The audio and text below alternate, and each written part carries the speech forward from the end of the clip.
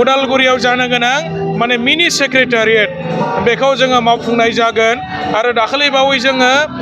इयुथ्सफोरनि नामै जे 100 कोटी थाखा डिक्लेयार होबाय नोंथांमोना खोनादों बेखौ मावफुंनो थाखाय इयुथ लिडारफोरनि दैदेननायावनो मोनसे अफिसियेलि मोनसे कमिटि दानाय जाबाय आरो बेनि नमेनक्लेचारखौबो साननैसोनि गेजेरावनो अफिसियेलि डिक्लेयार होनाय जासिगोन आरो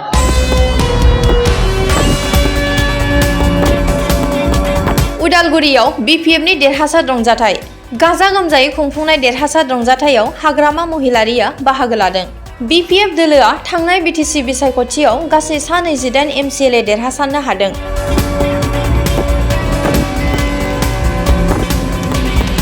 BPF दोलोआ गुबुन दोलोफोरजों लोगो जुरियालासिनो हारसिङैनो थांनाय BTC बिसायख'थियाव बादायनानै रायजो राजाफोरनि हेफाजाब आरो अनसायनायाव गासै मोन 28 बियाबाव देरहासारनो हायो आरो सरकार दानो हायो। उदालगुरियाव थांनाय स्टेडियामाव उदालगुरि जिल्ला सानखौ सरजाबनानै उदालगुरि जिल्ला BPFनि देरहासार रंजाथाइ एबा बिजय उत्सव खुंनाय जायो।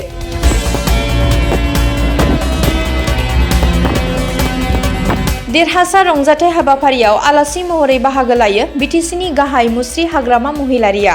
हाबाफारियाव बाहागो लानायजों लोगोसे उदालगुरि जिल्लानि गुबुन गुबुन जायगायाव गोबां मावनो लानाय खामानिफोरखौ मावनो थाखाय अन्थाइ खाम्फाफोरखौ गायसननानै होयो।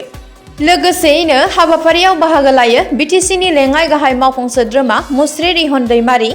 EM प्रेस मोसाहारि, आसामनि केबिनेट मन्त्रि मुस्रि चरण बर', EM बेगम आक्तारा, MCLA सयाम सुन्दी, MCLA पल टप,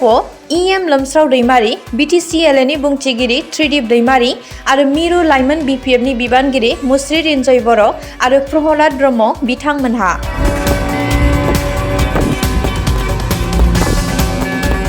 गोबां मेथाइ रोजाबगिरिफोर, महरगिरिफोर आरो मोसाखावरिफोरनि मेथाइ रोजाबनाय मोसानायजों दिनैनि देरहासार रंजाथाइया गाजा गोमजायै खुंफुंजायो। बिसायख'थिनि सिगां खोथा होबोनायफोरखौ गासैखौबो मावफुंजोबगोन होननानै खौरां बिजोंनि गेजेरजों फोरमायदों लाइमोन बिबानगिरि रिन्जय बर'आ।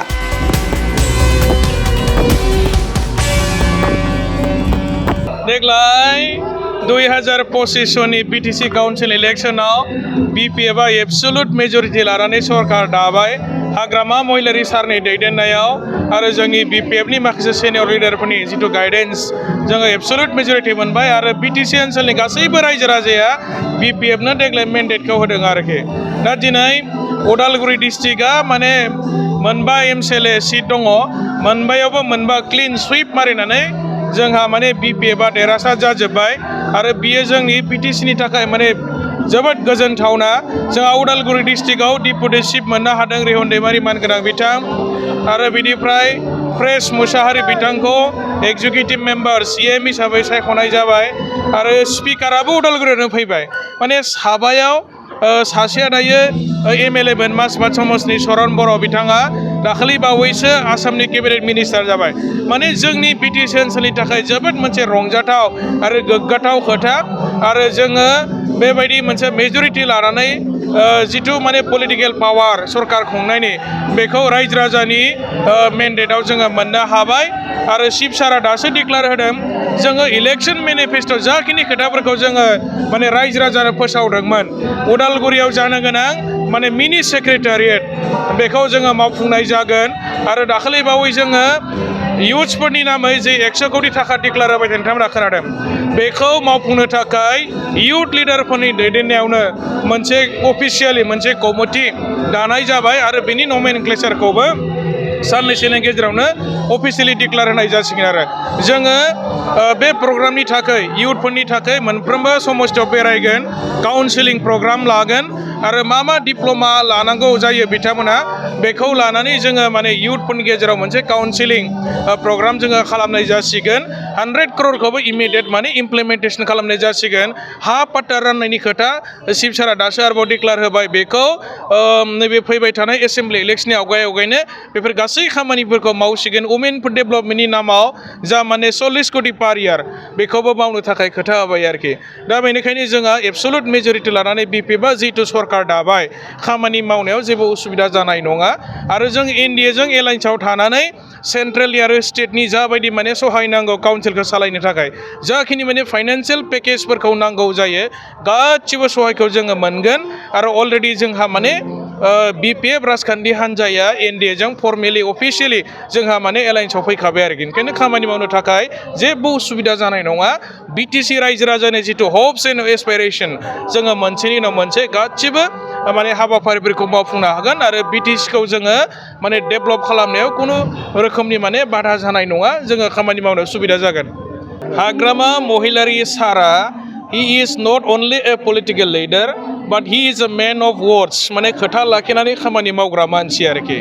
माने खथादि खथा राखेनो बगारसाने माने नोंथांमोना सरकार दाग्रोमोना बेखौ प्रमान मोनखाबाय सेक्रेटारियेटनि खोथा डिक्लेयार होदोंमोन मेनिफेस्ट'आव गावनि लेक्सारावबो सारा गोबां खोथा बुंदोंमोन दिनै बेखौ माने मावफुंनो थांगासिनो दङ इयुथ्सनि एमप्लयमेन्ट जेनेरेसनखौ फोजोबनो थाखाय 100 crore जि खोथा बुंदों बेखौबो अलरेडि जोंहा माने अफिसियेलि मोनसे कमिटि दाखाबाय आरो दा बेबायदि मोनसेनि उनाव मोनसे गासै खोथाफोरखौ नोंथांमोना खम समनि गेजेरावनो खामानिखौ मावनाय नुगोन हाग्रामा महिलारि सारखौ आं दहायनो बुंदों बिथाङा माने खोथा होनानै खामानि मावग्रा मानसि आरो गाव माने जेखौ खोथा होयो बेखौ हाग्रामा सारा खिन्थु मावफुंनानै खोन्थायो रायजोफोरनि सिगाङाव आरो बेनि प्रमानखौ नोंथांमोना साननैसोनि गेजेराव नुनो थांगासिनो दं आरोखि हाग्रामा महिलारि सारा आं बुंदों बिथाङा जेखौ खोथायो बेखौ मावो माने जेसेबां खामानि मावनो होननानै खोथा होदों बेखौ माने मावफुंजोबनानै माने खोन्थाथारगोन बे खोथाखौनो रायजोनि सिगाङाव बुंगासिनो दङ आरो हाग्रामा महिलारि सारा जेखौ मावनाय बेखौसो बुङो माने आउट अफ केपासिटि एक्सेस खोथा बुंनानै बिथाङा ओरैनो रायजोजों गाज्रि मोनजाग्रा मानसि नङा सासे बिथाङा जनप्रिय माने नेता आरोखि रायजोजों मोजां मोनजाग्रा सासे नेता बिथांनि पारफरमेन्सआनो सानफ्रोमबो रायजोजों बाख्नाय जायो आरो बेबायदि लिडारखौ जोङो BTCआव माने मोननो थांनाय नङा इन फिउचार दा बेनिखायनो हाग्रामा महिलारि सार एट प्रेजेन्ट जोंनि BTCनि रायजो राजाफोरनि सासे माने जन नेता आरो माने जनप्रिय नेता बिथाङा UPPLआथ' माने जोंनि अपोजिसन पार्टि जाहैबाय बिथांमोना खुगायाव जि फैयो बेखौनो बुङो खिन्थु खोथा लाखिग्रा मानसि नङा दे फेरेंगाया बुंदोंमोन बिथांमोननि जे BPFआ जेनोब्ला माने गावनि गारियाव बारसोनानै थैनांगौ जोंनि चिफ सारा आरो UPPLआ जेनोबा गावगाय चिफ सारनि गारियाव बारसोना थैगोन दिनै प्रमान होदो बारसोमनानै नङा होमबा मानो बारसोमाखै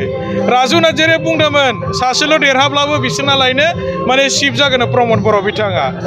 बेखि माबा डेम'क्रेसियाव बेबायदि जानला मानला गाव गोसोब्लानो खुगायाव जा फैयो गोसोआव जा खोथाखौ गोसोखाङो बेखौ बुंब्लानो जागोन नामा माने बिथांमोना रायजोनि सिङाव कमिटमेन्ट लाखिनाय साफा लिडार आरो बिथांमोननि खोथानि जेबो भेलु गैया खुगायाव जा गोसोखाङो बेखौनो बुंलाबायो दा बेबायदि खोथा लाखिनो हायै रायजोनो खामानि मावनो हायै मानसिखायनोथ' 5 बोसोरावनो बिथांमोनखौ सरकारखौ सोलायबाय परिबर्तन जाबाय UPPLखौ सोलायनानै BPFखौ माने रायजो राजाया गोहोआव लाबोफिननो गोनां जाबाय आरोखि नङाब्लाथ' 5 बोसोराव मोनसे रुलिं पार्टिया जाय माने सेन्ट्रेल आरो स्टेटआव सरकार दङ काउन्सिलावबो सरकार दङ बेबायदि मोनसे माने सरकाराव थानाय पार्टिखौ 5 बोसोराव बिराद गाज्रि रोखोमै फेजेननायनि एग्जाम्पला बिराद खम खिन्थु UPPLआ दिनै बिराद गाज्रि रोखोमै जेननांगौनि कारनानो जाहैबाय बिथांमोननि खुगानि जेबो जबन गैयै जानला मानला खोथा बुंनाय खुनु माने मेचुरिटि गैयै माखासे खोथाफोरखौ मालाबा बिथांमोननि माने लिडारखौ जों बुंनाय खोनायो आरो दा बेफोरखौ माने रायजो राजाफ्रा सानफ्रोमबो नायगासिनो दङमोन दा बेनिखायनो बिथांमोननि सायाव रायजो राजाया जेबो भरसा गैया आरो बेनिखायनो दिनै BPFखौ एबसुलिट मेजरिटि मेन्डेटखौ होनानै दिनै गोहोआव लाबोदों रायजो राजाया लाइमोनफोरनि थाखाय जोङो गोबां खामानि मावगोन आं दायो डिक्लेयार होथ'वा जोङो माने इन्टारनेलि गोबां माने एजेन्डा लादों लाइमोनफोरनि डेभेलपमेन्टनि थाखाय साख्रि बाख्रिनि खोथा 100 crore जों इमिडियेट इमप्लिमेन्टेसन खालामसिगोन आरो ब्लक वाइज बेरायनानै जोङो अरियेन्टेसन प्रग्रामबो खालामसिगोन आरोखि दा बिनि कमिटिखौ जों अफिसियेलि दाखाबाय दा जोङो बे खामानिफोरखौनो मोनसेनि उनाव मोनसे मावनो थाखाय अफिसियेलि जोङो जाखिनि माने जोङो प्रिपारेसन नांगौ जों गासिबो प्रिपारेसन अलरेडि माने रेडि खालामजोब्बाय आरोखि रंजानायाथ' ओरैबायदि माने गोसो खुगाजों बुंनानै फोजोबनो हाया रायजो राजाखौ धन्यबाद होदों आङो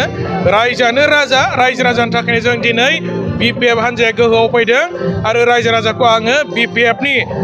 सेन्ट्रेल इउथनि सासे प्रेसिडेन्ट जानानै आङो रायजो राजाखौ माने रोजा रोजा साबायखर बावदों आरोखि